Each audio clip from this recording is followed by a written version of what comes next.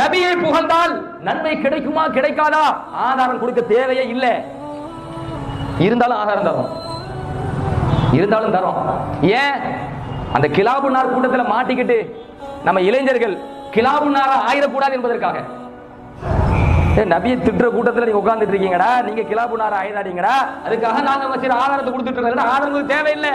உன்னை பார்த்து சிரித்தாலே எனக்கு நன்மை என்றால் எங்கள் பெருமானாரை புகழ்ந்தால் எப்படிதான் நன்மை கிடைக்காம கேட்டு போயிட்டே இருப்போம். தனியான ஆதாரம் தர மாட்டோம். இங்க ஏன் ஆதாரம் தருகிறோம்? ரசூலுல்லாஹி ஸல்லல்லாஹு அலைஹி வஸல்லம் அவர்களிடத்திலே அப்பாஸ் ரலியல்லாஹு வருகிறார்கள்.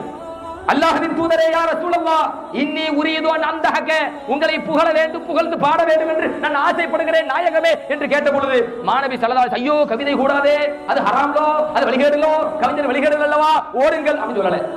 அப்படியா? என்ன புகழ்ந்து பாட போறீங்களா? ஹாத்தி லா யஃபுதில்லாஹு ஃபாக, பாடுங்களே, அல்லாஹ் உங்களுடைய வாயில் உள்ள பற்களை கொட்டாமல் ஆக்கட்டுமாக.